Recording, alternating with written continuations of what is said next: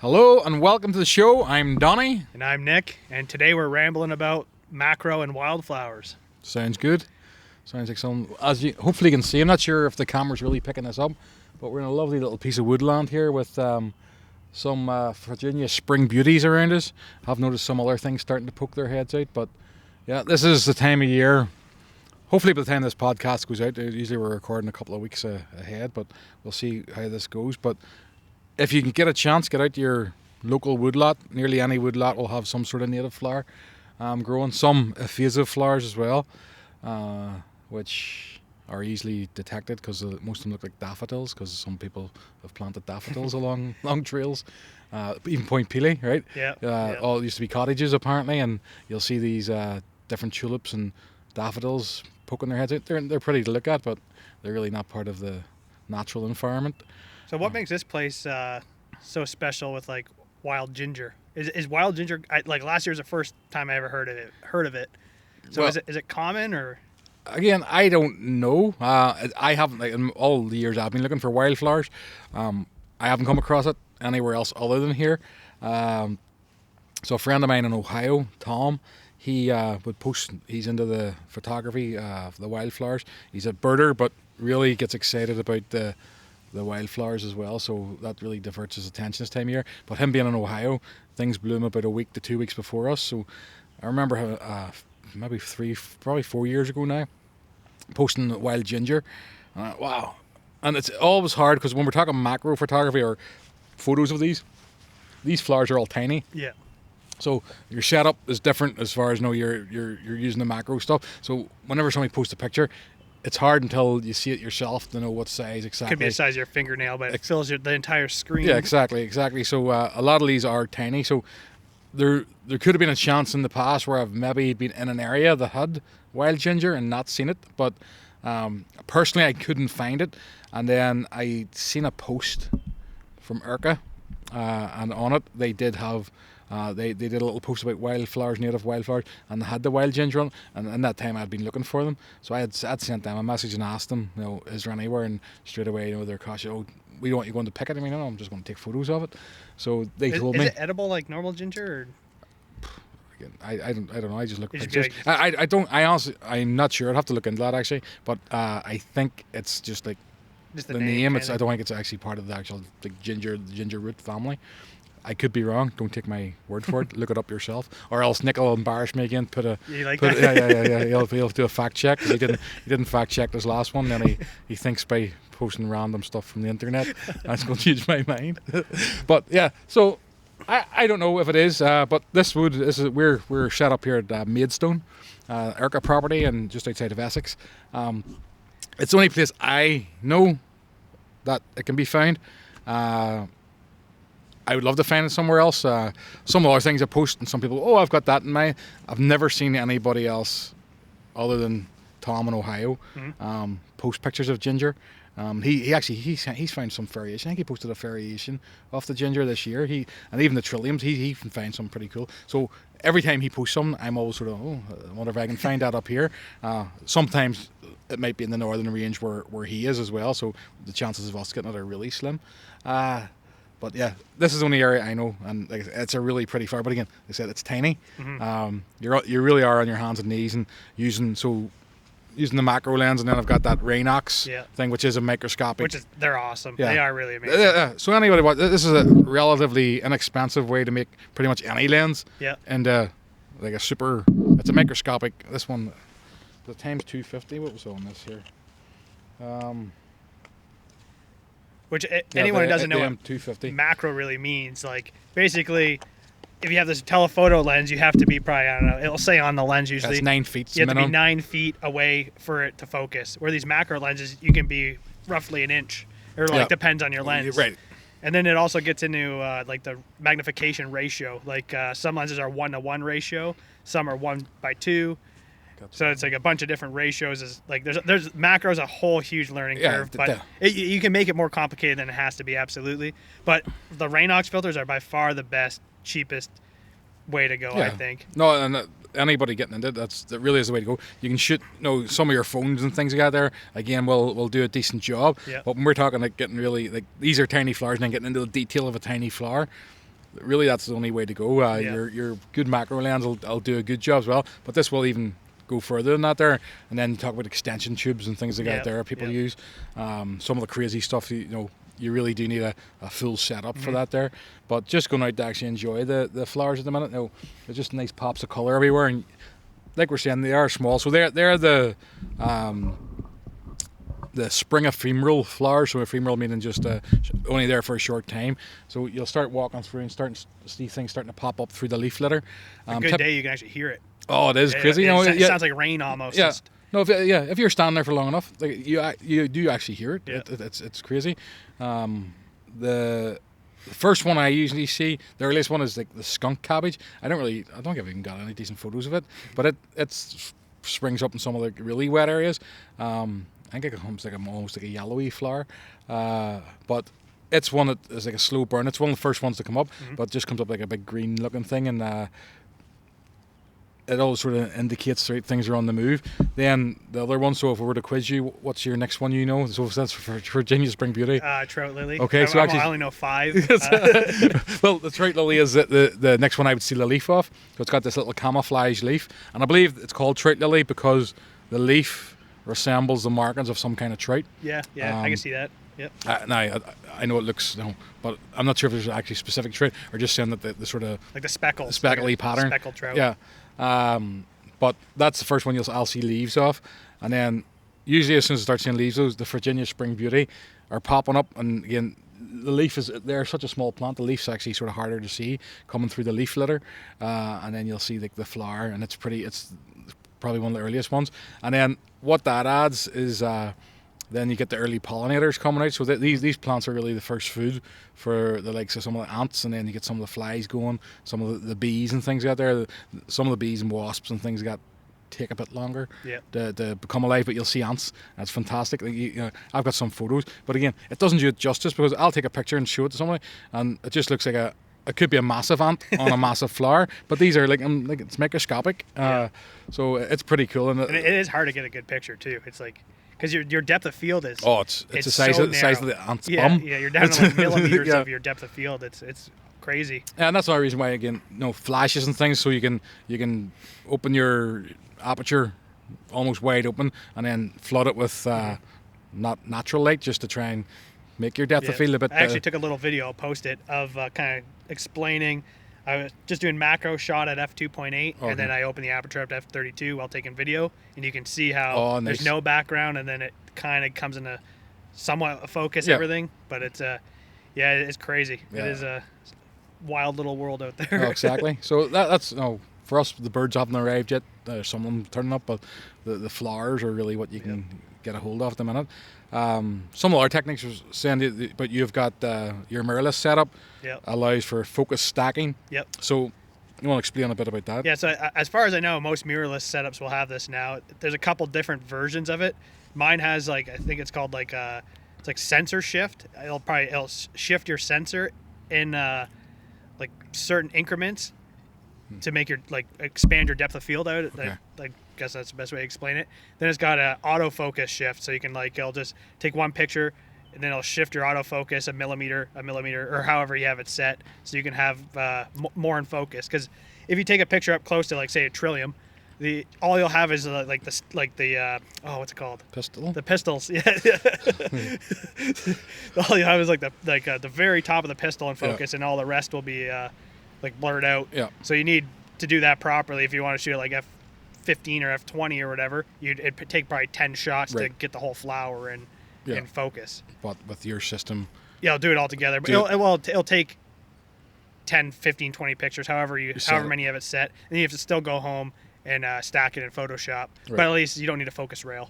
which which is nice. Yeah. Yes. It cuts down on the work that way. And then most people, again, this is becoming equipment heavy. Just to go out and enjoy it, you can get pretty good photos, but to get some of the photos like we're getting, there is more time spent just to try and get the light and the depth of field right, because like I said, these things are tiny, and you're not getting a decent depth of field. But I really like that when you did that with the ginger last year. You were able to get, like mine, same thing. It's pretty much, I've got really crisp focus either on the total depth of the inside of the flower, or else coming back to the end of the pistils or the back of the leaf, because it's like a little pot.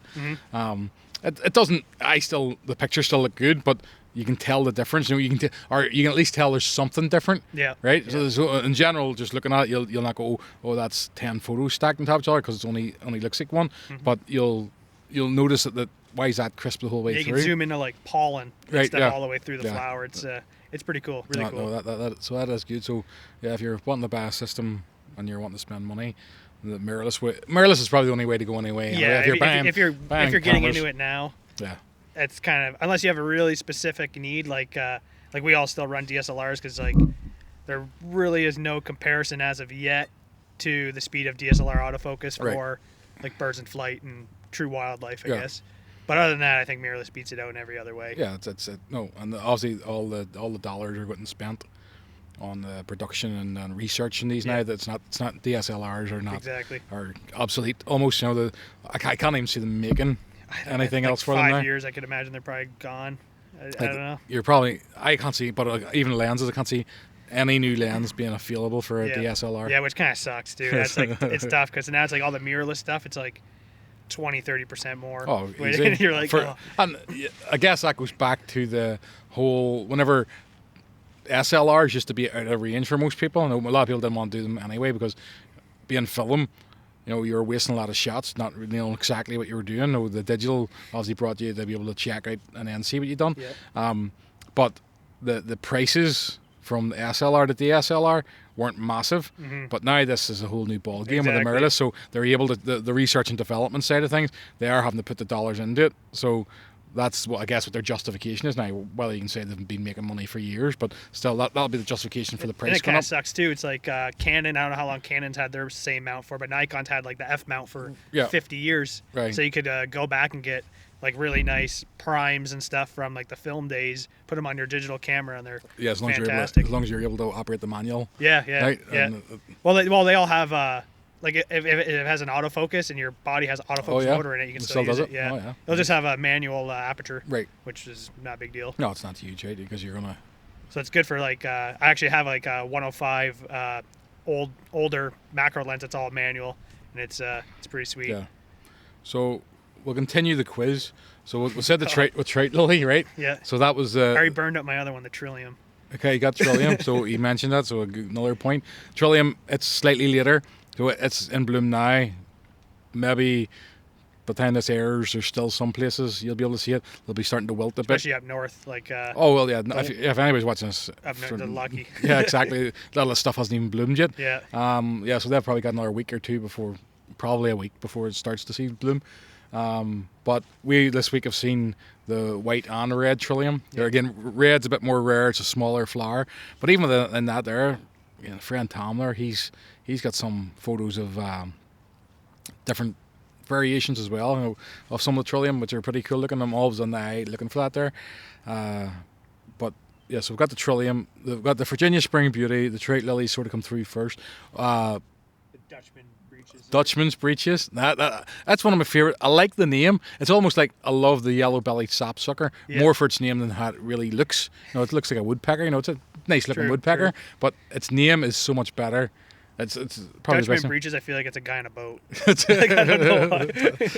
It's like a captain. A captain of a ship. That's all I got. With just the chin strap beard. That's all he's got. And the whatever sou'wester on there. Yeah, so it comes through. I think it's a fantastic flower. Well, again, we'll shoot some of these pictures up as we're talking. But it's just interesting. I think it's like the bloomer pants, the old trousers or whatever. Like the bellow out at the edges. I think that's where the Dutchman's breeches come from. So we've got that. you know any others? May apples. Mayapple. Now Mayapple. Most boring ones. It's boring, but it actually when it flowers, it's nice. But you never see the flower. Usually by the time it flowers, we're bird watching. Don't even pay attention. You're looking up the whole time. So the Mayapple comes over and it pretty much blankets anywhere it's growing. But it sprouts up really early, and it's like it's a slow burn. It takes forever to grow. And then at some point you see the little bud for the flower growing, and then by the time the flower blooms, it's typically the whole carpet, and it's like an umbrella, and you have to go underneath. So you literally not even on your hands and knees. I don't think I've ever even seen it now. Yeah. So not even your hands and knees. You have to literally be like a sniper right on the ground and try and get shots of the flower. I have never seen a flower directly from looking above. It's always had to get underneath. But it's so it comes up pretty early too. But it just takes so long for it to grow. Nearly everything else has gone through the full cycle, and it still hasn't flowered yet. Mayapple. Do you know any other around here? I don't know. We do have the odd orchid. Yeah. But pretty rare. If you say them, I'm sure I'll. So have you seen the bloodwort? I don't know. I don't think so. So it's like it comes up and like usually two leaves come apart, and there's like a big white flower with a yellow. Oh yeah. It's pretty. What's the jack and the? Jack in the pulpit. Yeah. So if you look really closely over there, Nick, there's underneath those sticks. There's so see the first set of green on no, I see it. There's one there. Yeah. Again, it's a nice. It doesn't flower per se, but it grows up like a little pot with the head on it. Probably at this point, rather than me doing this, Nick put a picture of. I'll add it right there. Right at that point. Jack in the pulpit, the bloodwort, the cut leaf toothwort. Okay. Which it's got the sharper leaves on it, yeah, right? it's got the jaggedy leaves, comes up, and a lot of these are little white flowers, so it kind of looks like the Virginia Spring Beauty from a distance, but it shoots up a bit taller, has the jagged leaves, and then it's a little white flower, and I think it might be part of the bittercrest family. And I don't even know. See, I'm not really into all this, so I'm into it, but I don't know all the terms and families and things out there. So bittercrest and it being a cut leaf toothwort may be the same. Like the bittercrest is the family and the genus, and then it's one of the family. Okay. Possibly, but it's common enough. The wild ginger we've got here. Do we talk about some of the edible stuff, like everyone's favorite, the morels? Oh, you want to go into mushrooms, the fungus? Now, do you know when they are like in season? Usually, like. A couple, like with a week or two from now, usually first couple hot days, like it should be, we should be seeing them. Yeah. If anybody sees morels, we're doing important research. Yeah. So send us an email to the ramble.2.us. No false morels though. Yeah. So send us so we can document in Essex County where all the morels are, purely for science. We have talked about before that we kind of, I don't want to say it because we might have some angry comments, that they are kind of overrated taste-wise. Yeah. Everyone you talk to, what do they add? Their minds are blown by them. First of all, they get so excited. Morel. And there's one guy especially we know. We don't want to name people on the show. You know who we're talking about. Just love morels, okay? But what does he always say? It's like butter and garlic. He's like, they're delicious. So what's it taste like? Yeah, just butter and garlic. So it's eating a bit of fungus with butter and garlic. Yeah. So it's just something that holds the butter and garlic on. Like, I have cooked them a few times, and they're good. I do like mushroom. Yeah, they're a nice mushroom, but I don't. Maybe I'm just not cooking them I right. like fiddleheads way more. I've never eaten. Have you eaten fiddleheads? Yeah. I've never eaten fiddleheads. They're good. What do you fry them in garlic and butter? Yeah, you do. It's funny. I think that's the only way everything's good. Nice. Well, so garlic. Same guy gave me the recipe. Oh yeah. Now, do you know? Is there certain areas? Now I know with morels, a lot of people say around cedar and cedar chips and things out there. Like sandy or dirt. Right. So if you're out and about, have a look for them. If you want to look up what a morel is. Sometimes you can get them the size of these bottles. Even bigger. Yeah, like the size of that lens. Oh, that'll be something. That would be a feat of family. Oh yeah, they're huge. Then asparagus. That's coming up. You're starting to see the spears coming up. Those are delicious. No butter and garlic. I mean, makes it better, but I think I cook it with butter and garlic still. Anyway, everything's strong taste. The after smell, it's kind of. little Yeah. little dubious. Yeah, But, oh, yeah. but you know it's good for you then, right? Yeah. That's strong iron, I think it is, right? I think that's what they're full of. Yeah, so yeah, we do have it, and it's pretty much, it's an expensive plant to buy, not necessarily around here, but for most people, asparagus is, you go to the fancy restaurants to have Yeah. it, or if you know back home, it's really expensive, and we find it in the ditches here. Yeah. Make sure you wash them good because you get some sand grit in there. Sand and Same thing with morels. what CO, carbon monoxide, Carbon from monoxide. all the Yeah, cars driving yeah. along. Yeah. It's but- funny. You know why they're in the ditches here? No. It's from usually if the best way to find it is find telephone wires above, Oh yeah. and it's birds pooping it out. Really? Yeah, and then that's why the asparagus grow there. Huh, so down the greenway from my house, along it, there's quite a lot of it grows. Now, that'll be what it is. The birds sitting on all the shrubs, and then. Yep. Huh. That's what I've heard. I'll put the fact Oh, check. yeah, check that again. We're But going no, to it more- makes sense. yeah. Like was one of those Well, they things. say you're like, that oh, yeah, they makes say sense. that about a lot of things. You know, even like fish in some of these water retention Yep. ponds, in which I like. You know, for now we have to have these drainage ponds, and within a year or two, you start getting fish in it because they're saying the birds are flying in with the fish eggs stuck to their legs, Yeah, yeah, true. and then whenever they're in the water, it washes them off, and within a couple of years, then you've got fish in them. Only thing is, a lot of the times they're goldfish, so. That makes me more think people are dumping them than it's not like they're finding the family fish are just pickerel letting it go. and perch, carp. Especially you go to like Holiday Beach, it's weird. You see goldfish everywhere. And it's quite cool to see that the osprey are pretty proficient. A lot of times you watch, maybe three times out of 10 they're bringing back a goldfish. Yeah.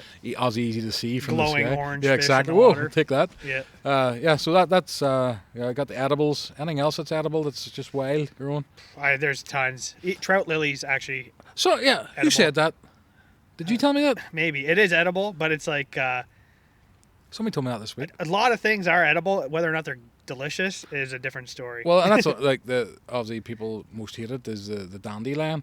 Yeah. It's you can eat every part of it. yeah, and people buy it at the grocery I store. spent a fortune on those Yeah. leaves and just go and pick them in your yard, like unless you use a spray, I guess. But I'm pretty sure the stuff isn't organic either, unless you're ban organic and probably Sure. sprayed with some sort of pesticide.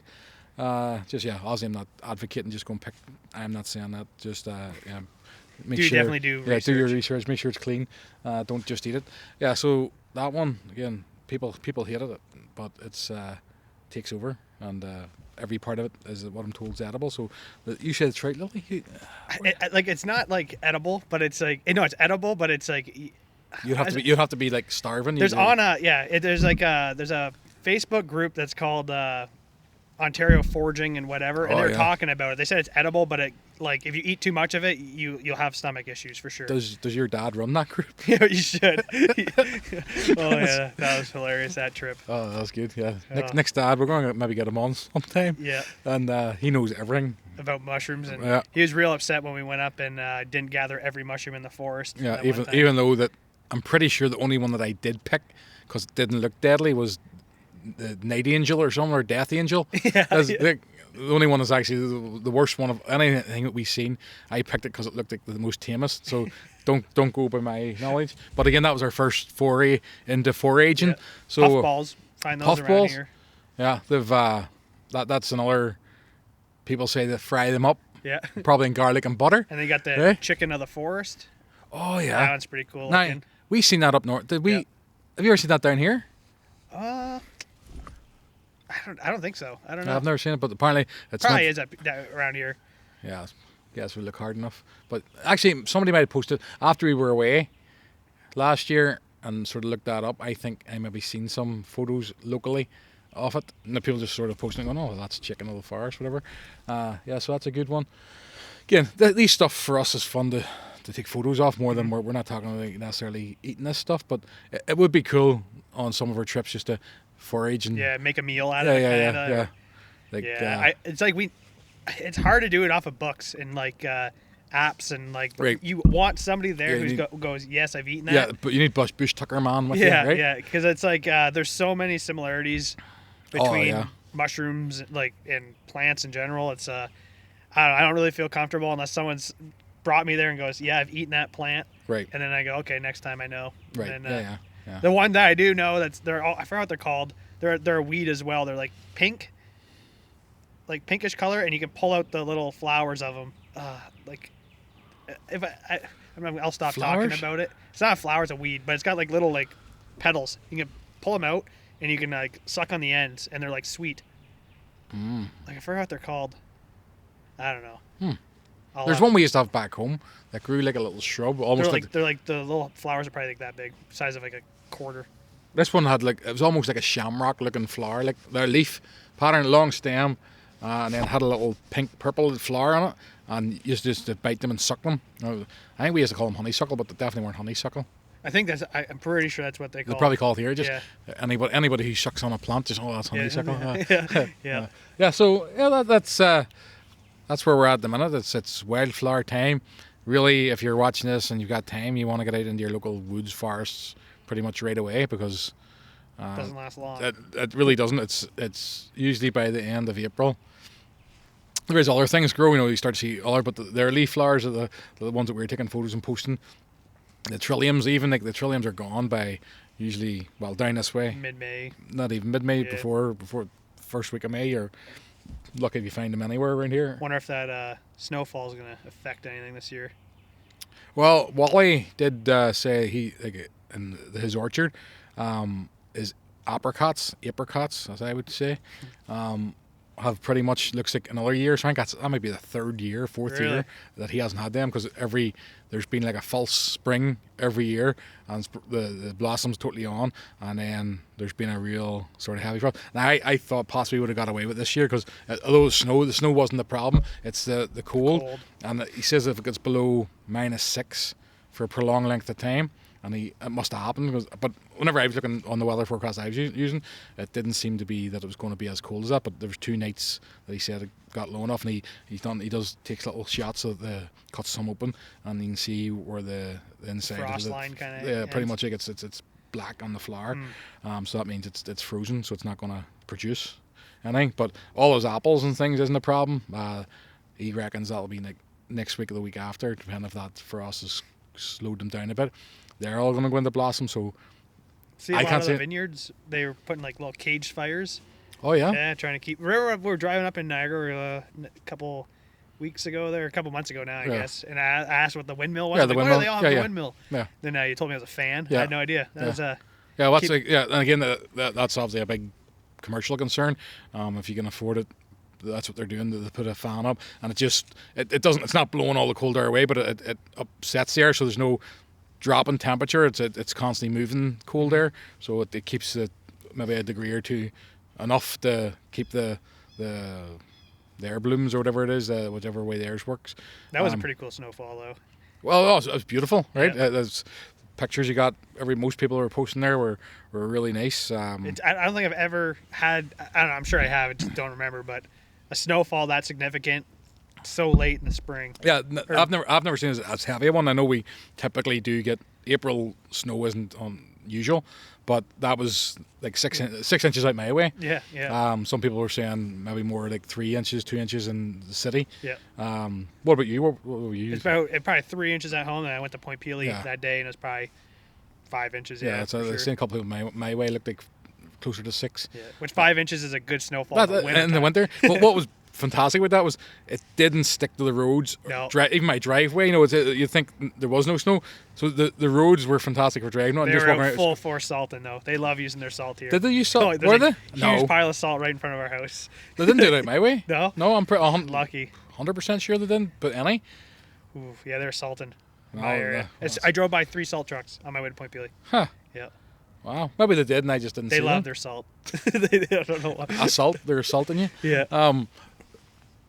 But yeah, driving around, I was driving to work and that, and just sitting thick on the trees, on everything. I wonder, there must have been some hydro problems, because that was My heavy. garage. What? I was sitting in the garage when it was snowing, and it knocked out the power from the sag in the line Really? from the house to the garage. Enough pull in the wire? Yeah. Wow. Still have no power out there. You'll have to. Now is that a utility, or is that like homeowner? Is it? Yeah. Huh. So interesting. Got to work on that. It was arcing up there. I was like, It was arcing. Yeah. Nice. Yeah. It'd work for a couple Lightning? seconds. Could've And got I'd be like, you oh, would what's have going on out should have there? pictures of lightning. So Should've. lightning and snowstorm. Yeah, Be that'd good. have been cool. What do you call that there? Snow thunder? Thunder snow? Thunder snow, yeah. Thunder snow? Yeah. Could be a song. Yeah, that'll be a good one. But yeah, so that was really good. I'm assuming most people enjoyed the prettiness of it. Again, we're in the middle of a lockdown still, so most people aren't. Or not most people, it's hard to say because like essential work and I'm having to work and things like that there, so there is still a fair amount of people out in the road, but it didn't really cause any problems from that point of view. It was just nice to look at. Really it was nice. Like it was kind of cool because like the next day was warm. Yeah, You know? and even by the end of the day, it was pretty much all gone by the end of the day. But those first few hours in the morning. Yeah, winter wonderland. Well, I would say, yeah, perfect. I have to say, I really enjoyed that. And it was like walking Point Peely was cool because I took the trail from the visitor center to the tip the day before when there's no snow. Right. And it was like clear sailing, nothing on the path. The next day, trees down everywhere just from the weight of the snow, just kind of Really? holding it down. You'd grab the tree, shake it, get all the it's snow off, and just Sit go back back up up. again. It was pretty cool. Yeah, no, so that was nice, but yeah, we're still looking now. For me, anyway, few weeks, well, another week of taking photos of some of these flowers that are sort of targets, looking for some new ones, and then already the migration of the birds is pretty much on now. Right? It's Yeah, I think next 2 weeks from now it's going to be. Well, we're in yeah, it. We'll be really in it. Or man. totally in it. Like you'll be expecting every south wind blowing in that. The will chaos be, begins. Yeah, you'll be getting. Oh, what? Oh, the fox is running Fox. by right there. Oh, You yeah. see that? Look at that, eh? So this is a beauty, but that's fantastic. So Paige just whispered. Paige is good. This we bring Paige just to. She's a lookout. Yeah, the show producer. But we just had a fox. I wonder if that's on the camera. That'd be. Would it have been on it? Oh yeah, that's cool. So. We'll try and zoom in on that there as well. If I can, I don't know if that's possible with Nick's editing skills. See what I can do. So this is what I like about doing this podcast. Eh? This is the second time we did the one the Pelican showed up. Yeah. We weren't really set up. I'm not going anywhere without every camera set up now. But we had that sitting in the wild, and then we just had a fox go by. We're sitting here quiet enough that well, it might have seen us because it did take off there quite a. They probably didn't see us and then did. Was it kind of hanging out there for a second, or what? And then just walked on by or ran by. Cool. Well, thanks for that, Paige. Yeah. So again, yeah, you just don't know what's going to happen. So this is the beauty of taking the podcast out every week and as much as possible. I'm going to assume there's going to be some wet days ahead, so we'll try and work some things out there. Maybe by the end. Hopefully we don't miss a week. No, we're not. We've been doing good. No, we're not going to. I don't want to go miss a week. We can literally talk nonsense. True. At any Even point. just turn the mic on, just have silence. Yeah, just the silent show. Yeah. Just throw pictures. And Yeah, say, one for bed. Yeah, Just like the white noise. yeah, white noise. Just us breathing. Yeah. Sure, that'll be awkward, but so that was good. We'll hopefully in the next week or so we've got another few guests we'll have to line up. People we've got an idea should be coming on the show. We've got some other people who will talk more about macro, doing macro, but that stuff really we can kind of wait until June, July into the summer. The peak of it for insects and stuff like that. But we've definitely got a few guys lined up there and who are going to talk about some of the other aspects of what we are talking about, but maybe a bit more, gives a chance to talk about a bit more in detail. But for now, just get out there and if you can and go and enjoy some of the woodlands. We'll post a few pictures of the flowers that we've mentioned. And if you see anything, if you're watching this and you see anything unusual that we haven't said or you got information, just send it to us. Or if you see some in the background that exactly. If we missed something, if you see something in the background, there's prizes for spotting stuff in the background that we didn't see and we can verify. What's that? Turkey fudger. That would be cool as well. So, that was. I think we'll wrap this up here, and I'm gonna go and take some photos while the sun's still in the sky. Nice bright sunlight to help. higher shutter speed. Yeah, get a higher shutter speed while I'm crawling about in the ground. So I guess it's a goodbye from Nick. And a goodbye from Donnie. Goodbye. Goodbye.